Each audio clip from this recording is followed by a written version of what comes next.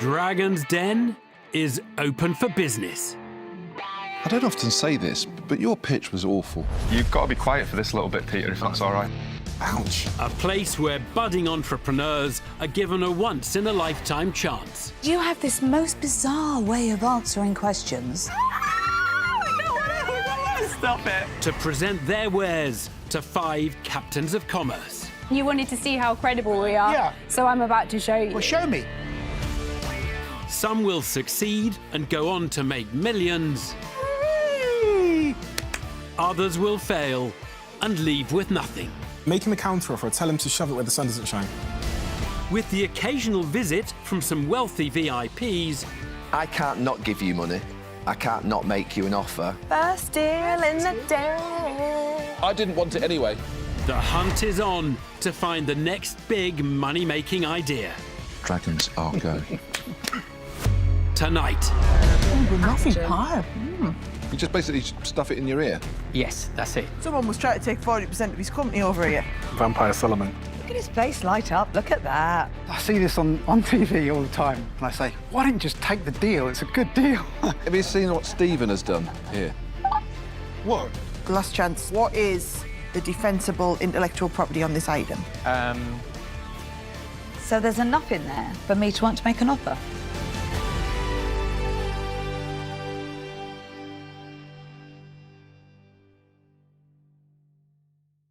Do you want a sip of water at all, girls? Yeah? My name is Kitty August, and I have created a product which children get super excited about, and it brings a bit of natural sparkle into their lives. Children's makeup? Tuka, if there's any face painting that's needed, it's you. No, not today. I had to have a steam yesterday just to keep my baby from the heat. Oh, for God's sake.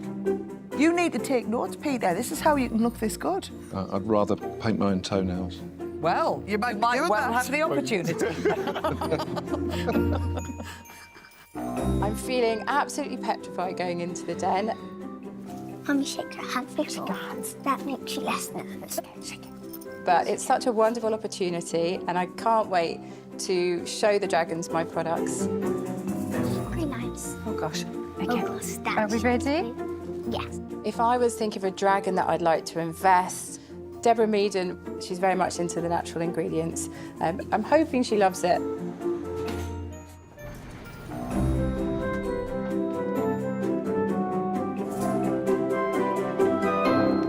Hello, dragons. My name is Kitty August, and I am the founder of the Natural Play Makeup Company. These are my daughters, Nell and Tessie. I have created a range of children's play makeup using natural ingredients without nasties that are gentle on the skin. I first came up with the idea when Nell, she was 5 at the time, she came back from a play date. She had these neon pink cheeks, bright red lips, and a request for her very own makeup selection. I started scouring the shops and the internet, which was full of children's play makeup, but quickly discovered that I wouldn't be happy with putting any of it on my skin, let alone her skin. Some with known irritants. Even asbestos has been found in some of the children's play makeup. As I couldn't find a suitable alternative, the Natural Play Makeup Company was born. Our powders and lipsticks are made with natural minerals and plant-based oils. They're free from parabens, pegs, phthalates, nanoparticles, petrochemicals, fragrance, talc, and more. I launched in June 2020 and have since turned over £301,000. I started with the one kit and have since grown my range to include a tween line, nail polish line, biodegradable cosmetic glitter, and I have 3 new products in development. I feel I've found a gap in the market, and now I'd love a dragon on board to help me take it further. That's why I'm asking for £70,000 for a 15% stake in my company. Play makeup for children, which is formulated to be gentle on their skin and engage their imaginations, is the offering from Kitty August. Thank you very much. Thanks, Nell. Kitty is seeking £70,000 Hair mascara. You can put it on. in return for a 15% share in her business. Right, thank you very much, Thank you girls. very much. Thank you, Thanks for girls. coming and showing us. One dragon has had an impromptu glow-up. You've stitched me up. Have you seen what Stephen has done here? That was Stephen. What? But can Kitty sparkle in the den? A fresh-faced Peter Jones is first to find out. Kitty, hi. Hello. Lovely to meet your daughters. So you started in 2020. Yes. And it seems like you've done really well. Your sales to date, 301k. Yeah. And have you run a business before? Is this your Never first? before. This is absolutely new to me. So, in terms of numbers, what have you done so far this year in sales? 146,000, and that's with a gross profit of 76,000 and a net profit of 33,000. And where are you selling the product and how are you selling the product? Direct to consumer, it's mainly from my website at the moment. I haven't really tackled the stores yet, purely because my main kit price, that's what I started with, is quite, I think, high for the wholesale. So I'm looking on getting my margins up for that. We buy that for £10.15 and are selling it at £25. This is a year that I want to sort of get into retail. Okay. So, when you say you want to get into retail, and obviously the margin at the moment is really not going to allow you to do that, do you have a plan? Do you know how you can get your cost price down? Yes, so last year in the run-up to Christmas, I did 2,500 units of the main kit. So this is, you know, the margins are okay with our other products, but on that main kit is the key we need to get down. So I'm just about to treble my order quantity, which is going to get it down 15%, which I can then pass on to the retailer. Can I just check your eco credentials? Yes. So obviously this is, you're fundamentally kind to children. Yes. Which usually means kinder to planet. Yeah. You know, in any event, because it's natural product. What about your packaging? I gather this is a plastic window? Yes, that I will be removing the plastic, but that is PET. All of the craft paper is using is recycled craft paper on my pots, and they have a PLA coating, and it's all so is it in the FSC. heart of your business, you know, trying to reduce impact? I want to improve on it. Originally, it was about getting the ingredients. It's all about the ingredients with the children, and the natural progression is to make this as eco-friendly as I possibly can. Kitty, can you give me a view of the competitive landscape of this business? So there is one lady who launched last year who makes it from home. She hasn't got much traction yet, but aside from that, I am the first person in the UK with all natural products. You have about 3 or 4 in America and 4 in Australia. They've all been going about 5 years longer than me. They seem to set off around sort of 2015. As an example, one of the ones in Australia, she turned over £3.5 million last year. In Australia, they have a third of the population size to us as well, plus she has the 3 other competitors as well. Can you give me an idea of where this business is going to go as a brand and the full sort of product collection you're planning? Absolutely. So there's many different avenues you can go down with this. First of all, I want to grow the product ranges, different colours, different gift sets, different pamper sets you can do. Then you've got, you know, the accessory side of it, which is just endless, limitless. Then you've also got the fancy dress side of it. Obviously, we're about magical, whimsical, and fancy dress, so you can bring that into it too. So it's quite a lot there. Can you like encapsulate in a sentence or two what your brand is and what it's trying to do in the world? Create better products, better makeup, better skincare for children using natural ingredients. Everyone's becoming more aware of ingredients and chemicals that we use, and people are switching as the awareness grows. So I want this brand to be huge by the time everyone's jumping ship, essentially. Do you think you can build a brand here? Yes, absolutely. I'm not so sure. Because I think this is very different from makeup, where you build an affinity towards a brand for very sort of emotional reasons. The buyer here is the parent buying it for their children. I imagine when they realise they want this product, it's either walking down an aisle or they have a party coming up or a gifting situation, so you know they use a search engine, or they would use a search marketplace.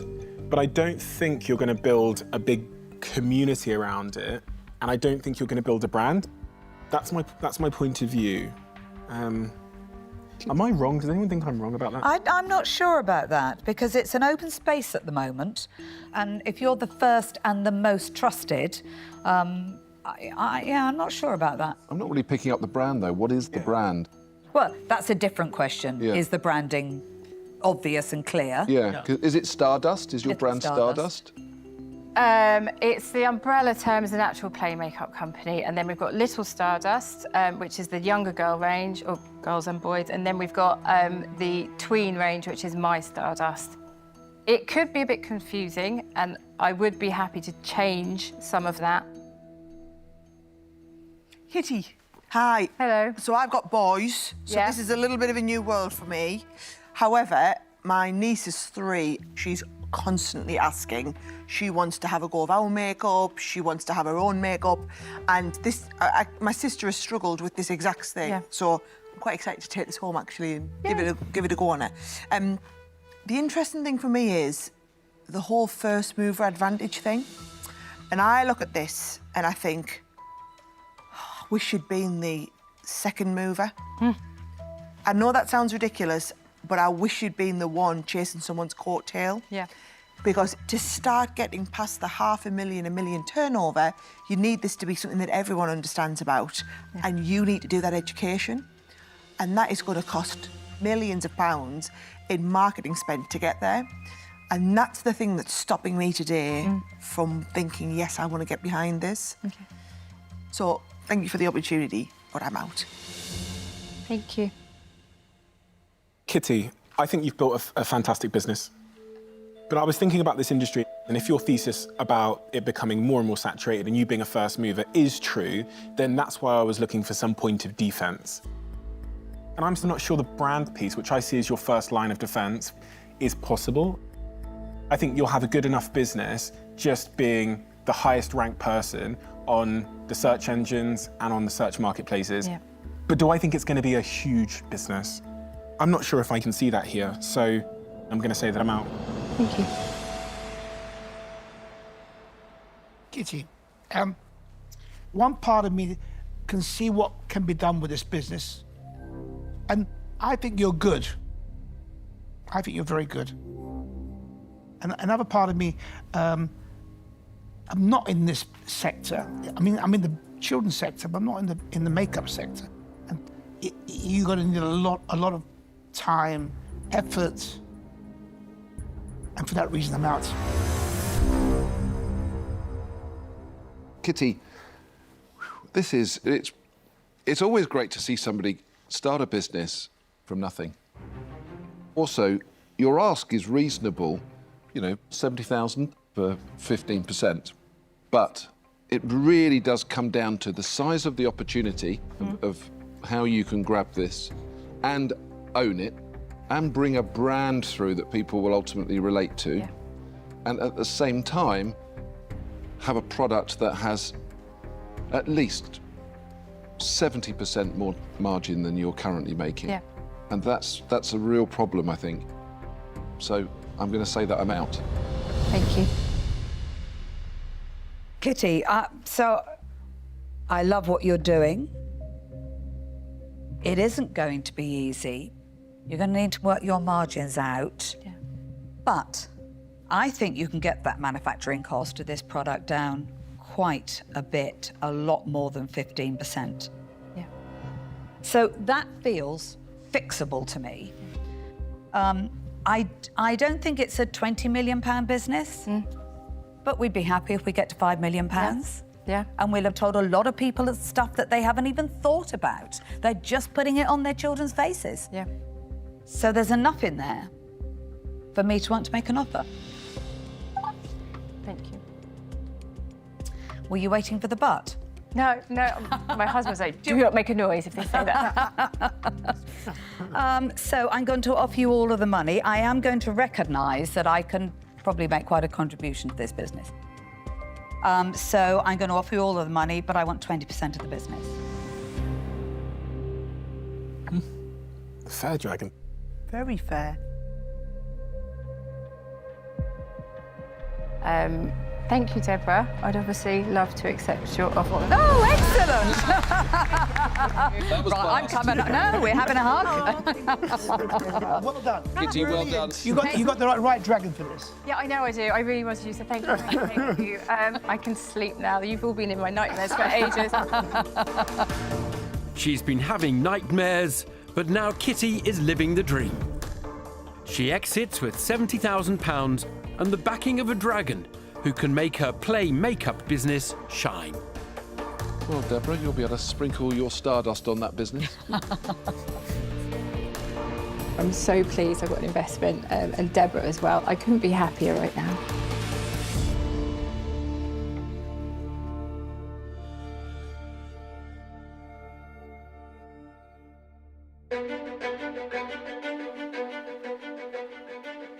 Hi, I'm Marietta, I'm 25 and I'm from Norfolk, and I've made something that's really delicious and I hope the dragons like it. I personally started making the product because I'm neurodivergent and it was something that I needed to how I manage my stress and anxiety. It says cheeky nibble, Victoria sponge granola. There's a certain arrogance to Sarah's eyesight that I'm not liking. Yes. It's bordering on the showing off now, Yes, Sarah. Sarah's eyesight didn't feel arrogant until we started this series and now feels very arrogant.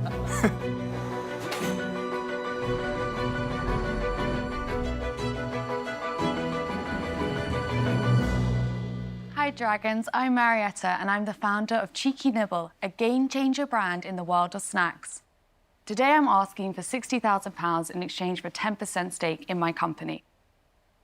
I'm autistic and have Tourette's, and I have to do incredibly high levels of exercise every day in order to manage my anxiety. So I started making snackable, free-from granola to keep me fueled and energized through my long workouts, but was safe to bring around friends and family with allergies. I have a passion for product development and branding, so I decided to do some research and see if there was a gap in the market for a delicious, free-from granola that was snackable and fun. I then invested £10,000 of my own savings to start Cheeky Nibble in my parents' kitchen. My award-winning granola is free from most major allergens and it's also completely vegan. But it's not just about the ingredients. It's about the flavours, which transport you back to your favourite childhood memories. Cheeky Nibble's nostalgic, dessert-inspired granola is an exciting addition to the cereal and snack market. But this isn't your ordinary granola. It perfectly combines a breakfast cereal with a scrumptious snack, so you can enjoy a cheeky nibble at home or on the go. I've personally hand-baked 15,000 boxes of granola in the last 2 years, and have brought in sales of £50,000 and a gross profit of £37,000. But I'm looking for investment to further scale my business, create more cheeky snacks, and impact more lives. So yeah, do you guys want to try some? Absolutely. Okay, some boxes. Granola that's free from most major allergens is the offering from Marietta Hickman. The idea is because you can snack on it, you could have it with milk or dry, so you should have some options. Can I take blue to match No, my can suit? I take the blue, please? That's the vanilla latte. Pink suit's what I'm wearing. That's Thank you. cherry bakewell. Marietta is seeking £60,000 in exchange for 10% of her business. Nothing hard. The dragons appear to be sweet on Marietta's dessert-inspired flavours. But Peter Jones wants to know more about the entrepreneur behind the edibles. Marietta, I love it. I've tasted each of them. Do you have a favourite? I actually like all of them. Tell me about a bit about your background then, because you put into your pitch you're autistic. Yes, I'm autistic and have you've Tourette's. got Tourette's. Yeah. So I sort of started developing a tic disorder when I was around 16, and then I eventually went to a psychiatrist, and there was a lot of medications I could go on, but they said, you know, you should try exercise, because exercise really helps reduce anxiety, and your tics are exacerbated with anxiety. So that's when I became sort of a bit of a fitness obsessed. And then only last year was I finally diagnosed with autism. And that was a huge relief, actually, because growing up always struggling and not realising why you don't approach things the same way as everyone else. The problem for girls, though, isn't it? They don't recognise autism in girls in the same way they do boys. No, yeah, I think it's massively underdiagnosed in women, and you can feel quite alone when you get diagnosed late, and it's been so lovely seeing the community around it. Well, you should embrace it, because I have to say, I think this is as much to your credit, so... Well, I mean, I think that one of the benefits with being autistic is that I love efficiency and process, and I have been able to bake 15,000 boxes the last 2 years because I love routine, and not many people would happily bake like 50 to 100 boxes every day with a podcast in, you know, but I enjoy it because I like that kind of process. How old are you, Marietta? I'm 25. You're 25? Yeah, I started this 2 years ago when I was just turned 23. Oh, wow. So this business is early. Yes. In its life cycle. You said you've done about 50K revenue total in those 2 years. Yes. I really want to get a clarity on what the unique selling point of this product is. What is the reason for its existence? So, I mean, I felt that the free-from market was... I didn't think brands were investing in something delicious. There were some very generic flavours, and I felt there was a lack of fun in that sort of particular market. So I was on a mission to spread joy through food, but I wanted it to be as accessible as possible. Just so people understand, what does free-from mean? So free-from is free from most major allergens. It is top 14 allergen-free. Oh, OK. Because when you first said they were free-from, I was thinking, wow, these taste amazing. They've got no sugar, they've got nothing in them, but that's not what your point was. No. So this isn't a low-sugar cereal. I don't advertise it as healthy, hence there's a cake on the front. It's meant to be delicious. But I have been speaking with a company that does flavourings that can help maintain the sweetness levels, so that indulgence that we all enjoy, but reduce the sugar by 30%, and that's something I'm working on. Yeah, I think that's important, because for me personally, that would be the first thing I looked at when I was considering buying it or consuming it, because I don't want to have my first meal of the day have to be sugar. So it's nice to hear that there are plans in motion to reduce that.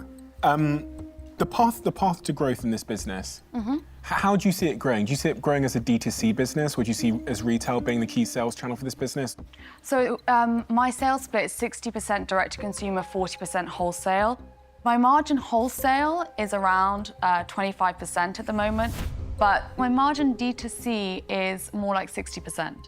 So I want to invest more of my own time on social media and marketing, which I've slightly underserved at the moment because I've been too busy. Marietta. Hi. I'm a little bit worried about your focus on direct-to-consumer. Okay. So I'm putting myself as being a target consumer here. Because I like it and I would absolutely buy it. But if I think of my shopping habits, I don't think it would rank high enough on my priority list that I would go out of my way to shop directly with an independent person who just sold that one thing. Yeah. Is that what you're finding with your current customer base, or yes, is it because of the specialist nature? I think yes and no. I think because it's got cute branding and it's delicious, it has that broader appeal where it would do well in a normal supermarket as well. For example, I'm already in Selfridges, but I'm speaking with Whole Foods, and I also have been speaking to Booths. But because a lot of my customers are vegan or looking for specific products that are free from allergens, they are exactly the sort of customer that will go out of their way to look online for a product that is gluten-free, dairy-free, or gluten-free vegan. Can I tell you, that vanilla latte is just lovely. And actually, just so you know, because I am plant-based, at home, I do eat cereals as a snack instead of eating them with, you know, because there are very few things I can just nibble on without thinking about it. And they are delicious. Oh, thank you. So let's talk about Selfridges. What are they selling for? I believe in Selfridges it's sold for £6.50. £6.50, oh, right, OK. So Peter and I invested in a granola. Do you know that? Yeah, I do. I do know that. We're not invested in it anymore. We exited and they're off and they're multinational. How does this compare price-wise with that? So I believe Spoon Cereals is your investment. I think the last time I saw it was selling for around £3.29 when I went to a supermarket recently. But the reason I asked is trying to imagine the story going forward, because at the moment you're in quite a rarefied environment. Well done you. I mean, you've got yourself into, you know, Selfridges is a great place to start. But the mountain you've got to get this into the big stores is enormous. And as I say, Peter and I have trodden that path well.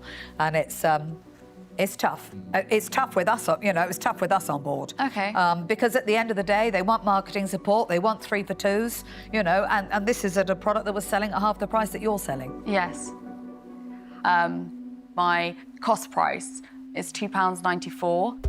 Thinking long term, I have looked at other sort of solutions in order to get my cost price down. I've moved out of my parents' cottage kitchen and recently moved to a factory. So my production volumes have changed drastically. And then I have looked at moving to a compostable pouch because pouch filling can be automated and that could reduce my cost price down.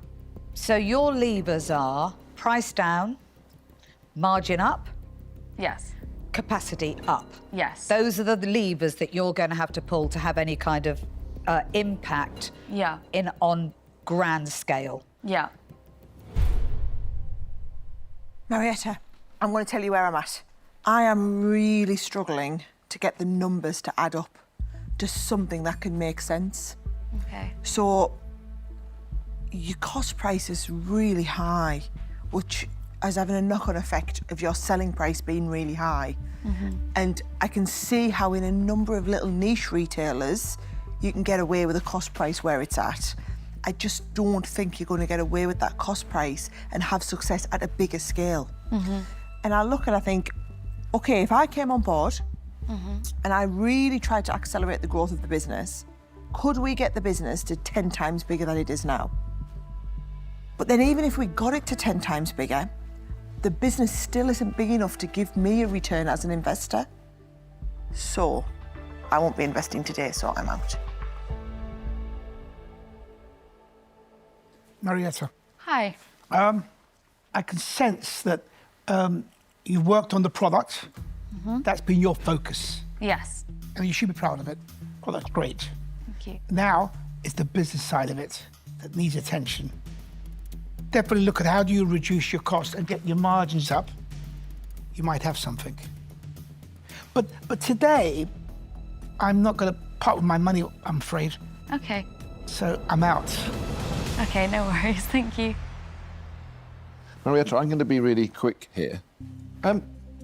You've got everything right and you've got an opportunity to build this, but the business is just at an early stage that doesn't warrant a level of investment and backing behind it at the moment. So I'm going to say that I'm out.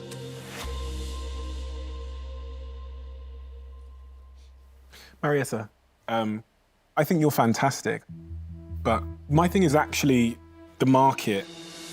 And I say this because I'm heavily involved in a lot of nutrition companies, and the things I've learned about having a high sugar breakfast are quite alarming to me. And I actually believe in the next 5 or 10 years, most people will actively avoid having a high sugar breakfast. And I hope in the future maybe you'll get closer to being a lower sugar profile, but as it is today, it's uninvestable, so I'm going to say that I'm out.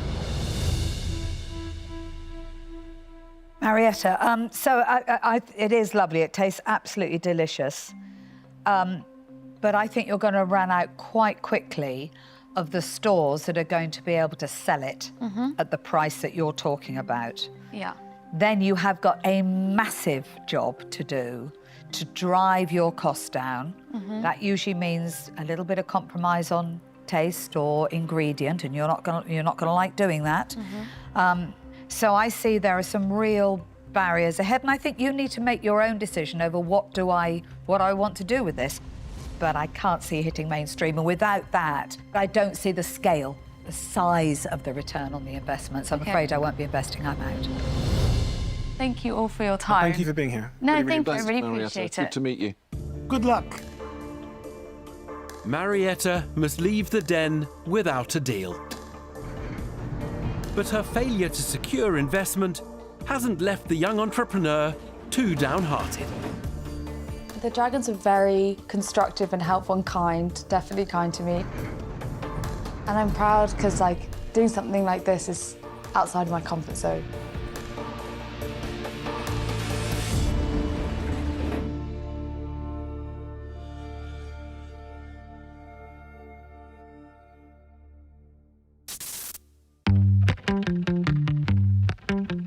I'm Bob, I'm 55 years old. I've invented something that can help millions of people around the world, young and old. Here's thinking of your mum. Oh. Easy drops. Something to do with eye drops. Is it eye or ear? Oh, there's one Ear. for each. It's a holder to put your eye drop or eardrop solution in.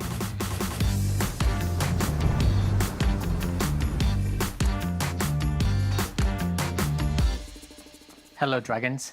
My name is Bob Gukani. Today, I'm seeking £25,000 for 5% of my business, Easy Drops Limited. Easy Drops Limited is a medical device manufacturer. Our first product is an eye drop applicator that helps you put eye drops in your eyes easily. And the clever part is you don't see the drop coming in your eye. We're currently listed in Boots, Amazon, RNIB, and multiple independent pharmacies.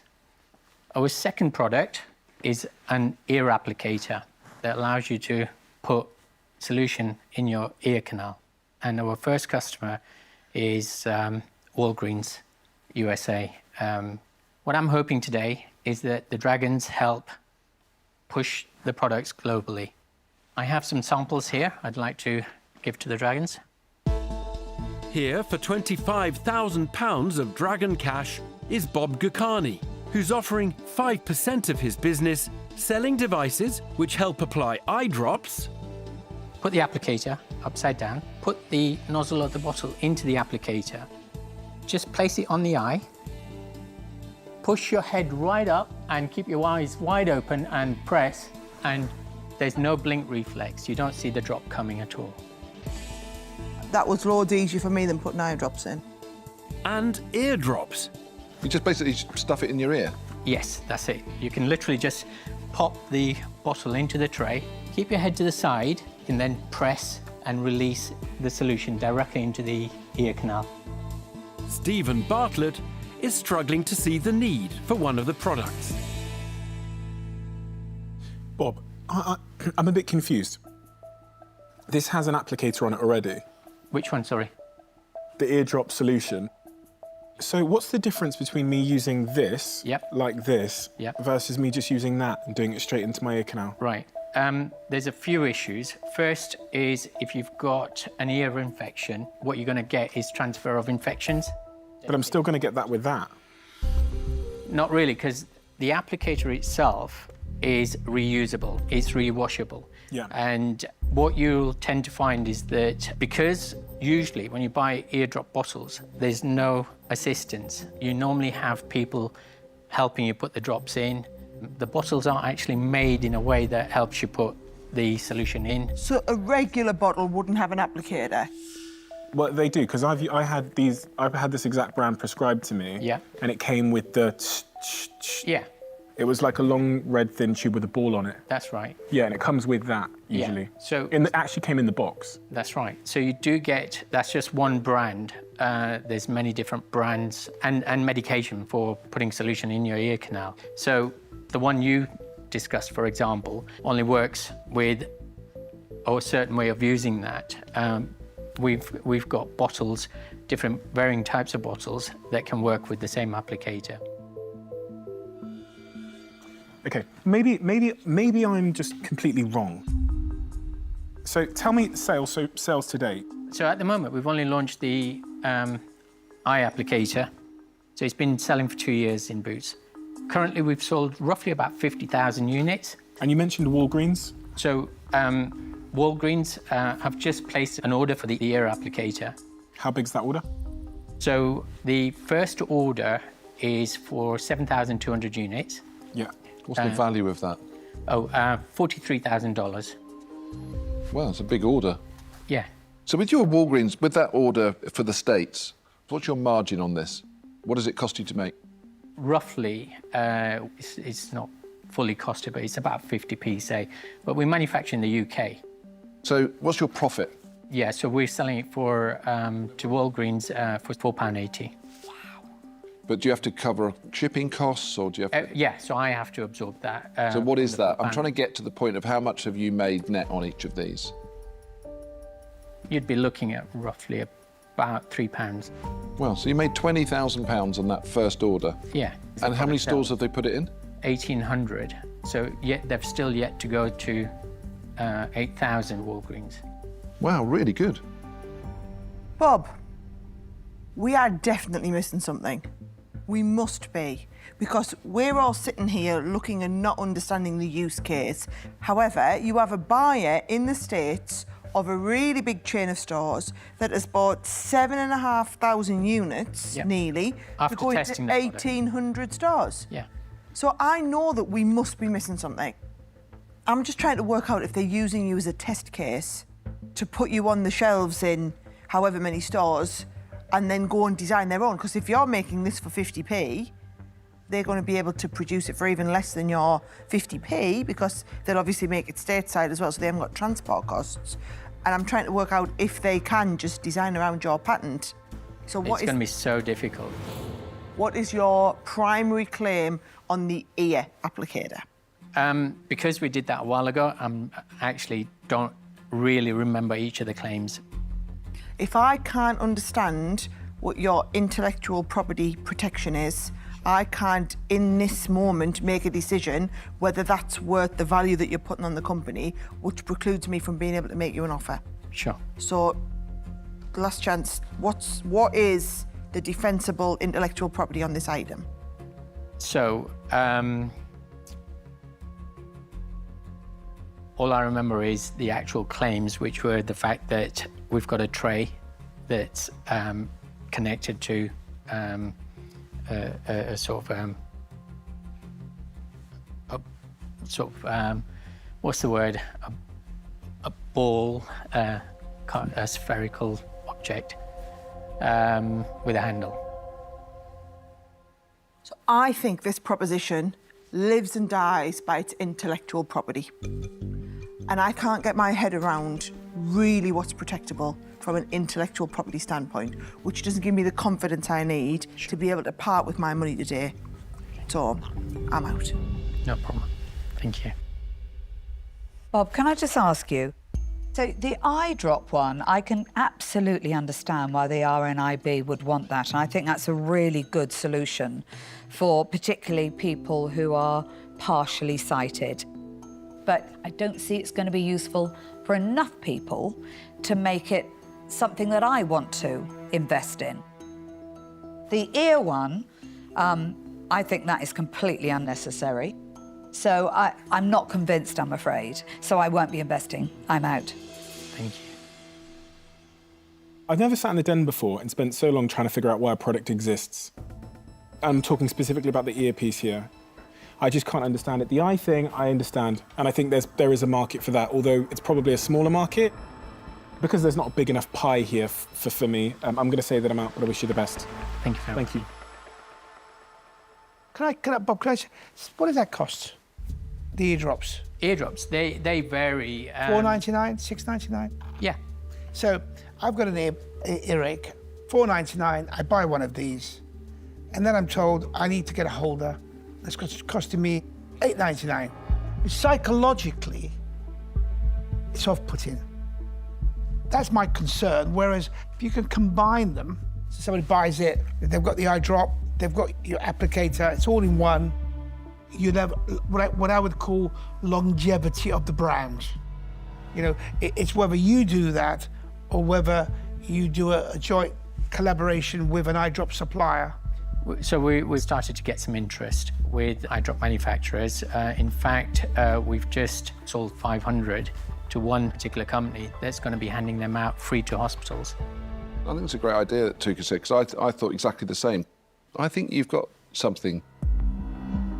But I just think for this to have any legs in the future, this has to be combined with the very product itself.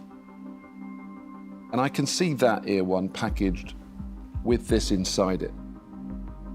And the same, exactly the same on your eye applicator, licensed for 10 cents in every product, and allow everybody to utilize it. Before you say you're out, can I say something? Yeah? I was just going to invest. Have you explored creating your own drops? No. Why not? There's not enough time in the day at the moment. All right, because I believe that you will stagnate this business, and what I'm willing to do, I'm willing to explore whether one could develop eardrops to make this as a proper product that you can sell around the world. You might lose a bit of margin in the short term, but you'll have longevity with the brand.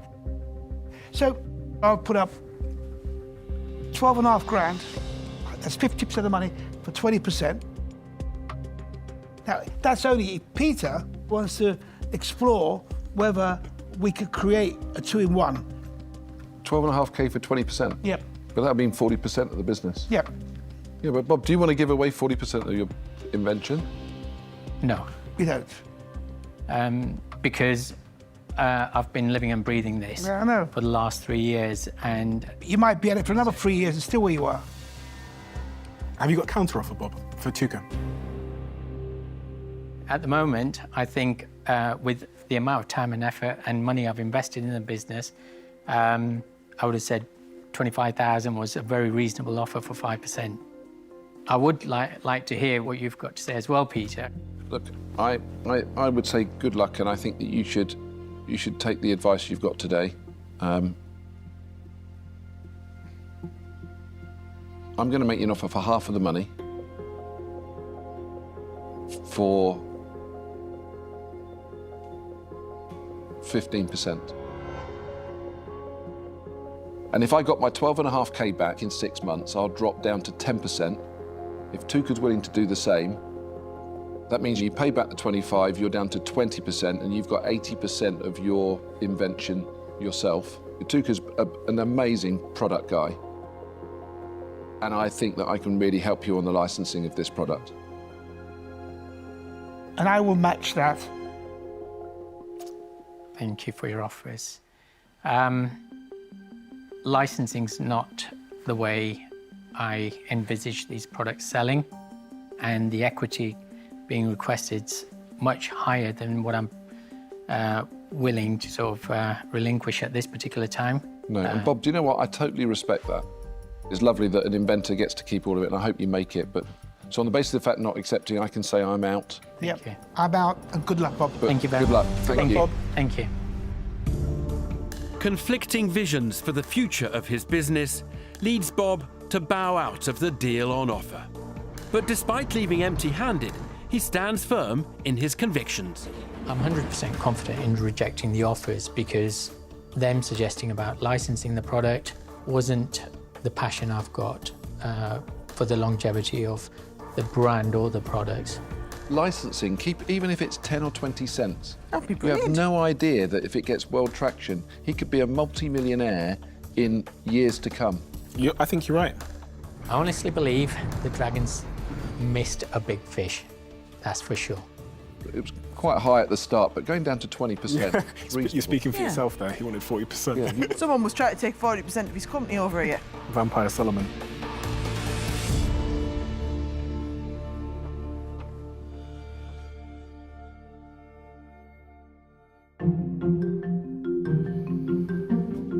Hi there, I'm Anthony. I'm from Amersham in Buckinghamshire, and I've invented a product that will really help save energy in the rental market. Thermostats. Thermostat that keeps your plants alive? I think the plants might just be for pretty. I'm sure if you Google wireless thermostats, you'll find 1,000 of them, all coming out of China. You in China? While Tuka Suleiman's thoughts have turned east, Anthony is hoping his pitch won't head south. I am quite nervous, but I've watched Dragon's Den for a long time, and I've always wanted to be on the show. So it's very exciting. I'm looking forward to seeing how things will unfold.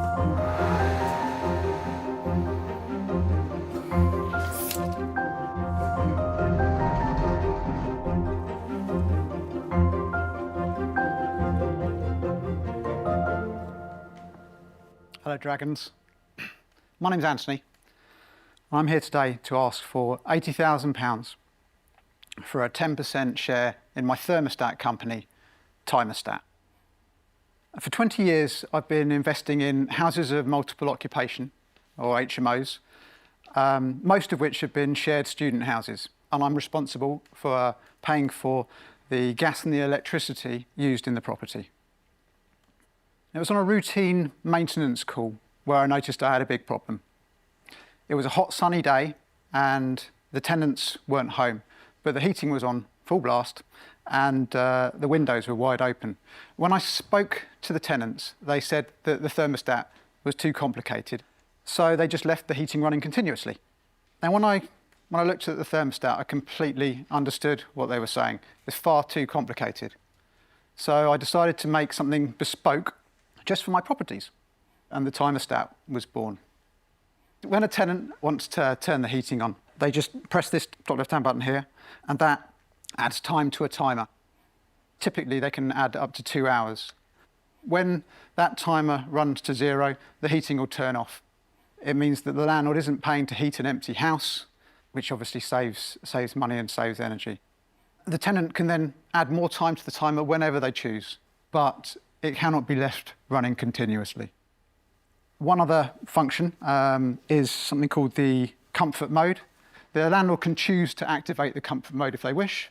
Then the tenant can add more than 2 hours, up to 8 hours, but the longer they put on the timer, the lower the maximum target temperature. So for the first 2 hours, they can put any temperature they like on there. After, say if they wanted to put it on for 3 or 4 hours, that maximum temperature would drop to 21 degrees. And if they were to go up to 8 hours, that maximum temperature would drop to 19. Does that make sense? A thermostat which could prevent heating bills in the rental sector costing the earth is the brainchild of Anthony Cherry. I prefer jabbing away at a thermostat until it does something. Anthony is seeking £80,000 in return for a 10% share in his business. But are the Dragons poised to turn up the heat? Anthony. Yes. I remember being at university and could never work the thermostat. And when you stood there and said you've solved the issue of a complicated thermostat, I thought, brilliant. But then you started explaining it. I probably didn't do a great job. and I was like, oh, right, it's just different to other ones I've seen. There was still a load of buttons and a load of options, and even that seems way more complicated than it needs to be. Sorry if I probably didn't explain it right. The idea is it's meant to be simple for the tenant. If they're cold, they can turn it on at any time. They only really need to press that plus button to do that. But the tenant doesn't need to remember to turn it off. It'll turn itself off automatically. That bit I understand.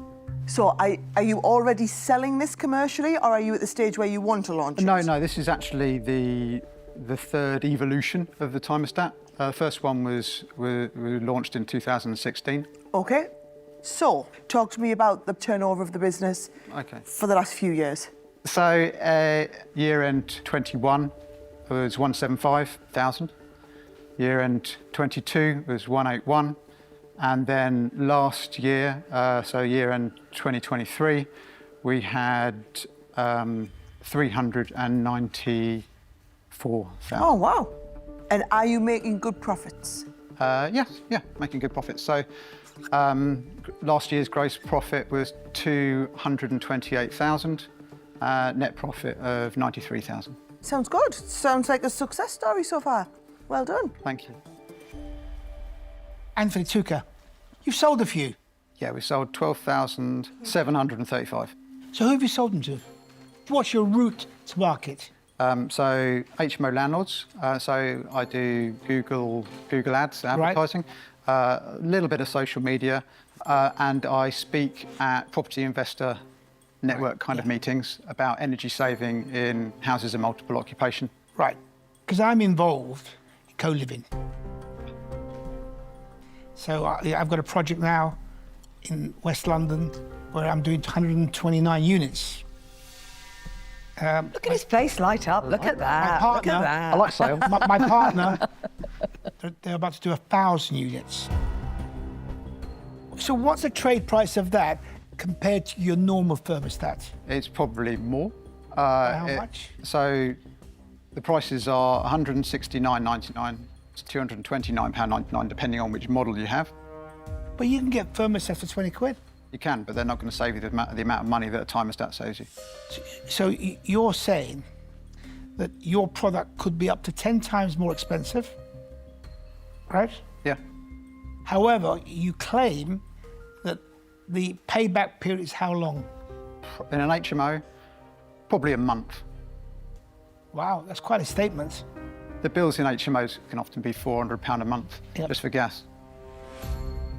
Anthony, can I ask, you're successful. You've got a property business. You've invented something that's clearly already selling. What do you want from today? I want you guys.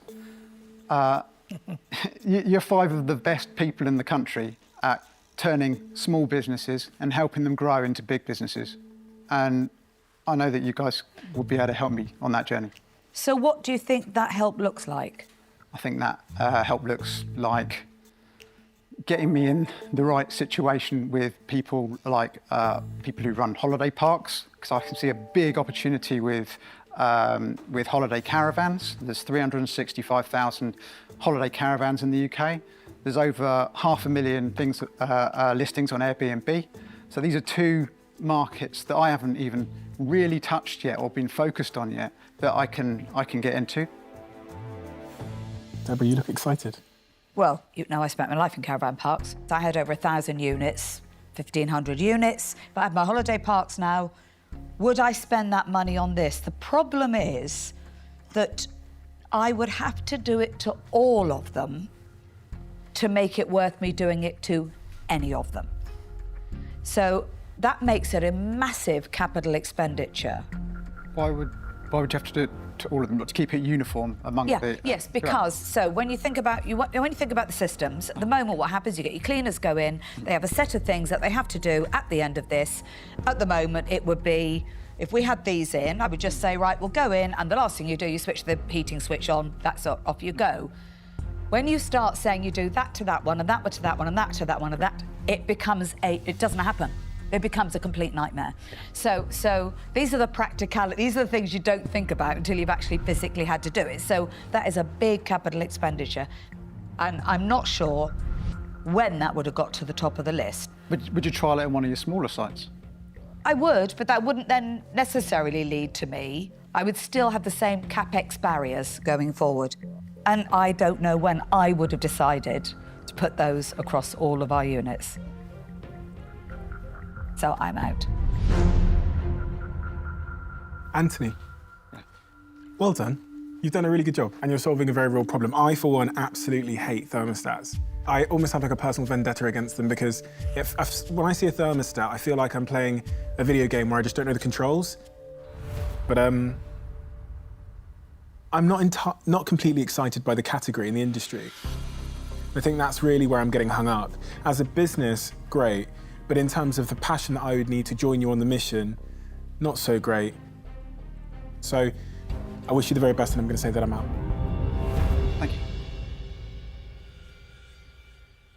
Anthony, so I do think that it's a really good product, and I think you've done really well, and you've filled a gap in the market and you've taken advantage of it. But my issue is that you've got all these big players in this marketplace. One of them's Nest. Have you seen their latest thermostat controller? I haven't, no. Tell me more, please. Yeah, you can basically do all of this. Other products that are out there, they're going to be your nemesis. And I'm just not convinced you're going to win that technology battle. So for that reason, I'm out.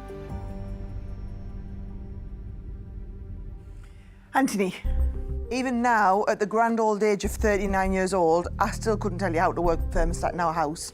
I'll just lie there shivering until my husband feels sorry for me and he'll get up and put it on. I just find these things really, really complicated. However, I agree with Peter, and I think that someone else is going to come along, one of these big guys, and is able to do what you're doing and solve the same fundamental problem that you are. So for that reason, I'm not going to invest today, and I'm out. Anthony, Tuka. I've got all the connections through my partner. He knows everybody in the HMO business. What I'm afraid of here is the cost of these things. The payback is quick. No, I know. I'm just saying, and only you know that. However, if all you say is correct, then I can put you in front of lots of people who could buy hundreds and thousands of these. So I'm going to make you an offer, but it comes at a price because I don't know. So I'll give you the whole 80,000, but I want 35%.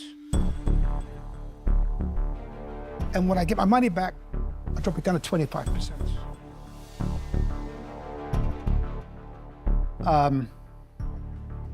Would you consider doing it, all of the money at 30%, and then when you get the money back, dropping to 15? No. All of the money back. I would drop down to 25%. That is it.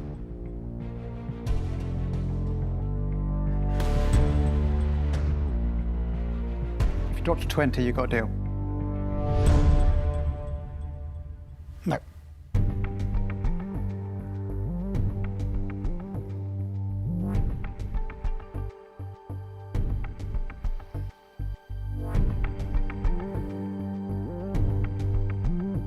I would love to say yes. Is that a yes? It's not a yes. I can't go to 25%. I see this on TV all the time, and I say, why don't you just take the deal? It's a good deal. There's no movement on that 25%. Can't give me anything more. No. That's after you've had all the money back. I pay back all your money. Money back, down to what? All your money back, down to 20.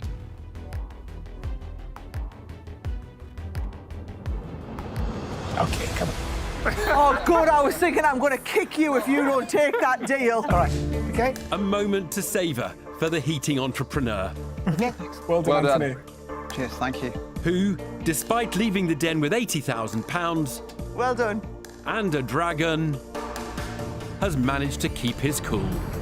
That was one of the most intense experiences of my life. Amazing, scary, nerve-wracking. Wow. Too good. What made you budge? Look, I'm not for fight. Look, sometimes It's Peter. yeah.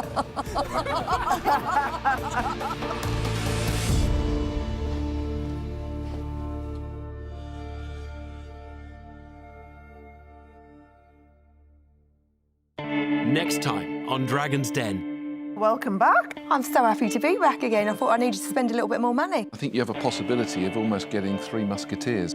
I'm going to just tell you straight up. My name is Emma Greedy. I would much prefer to keep it to myself. Sorry, Peter, don't want to be rude.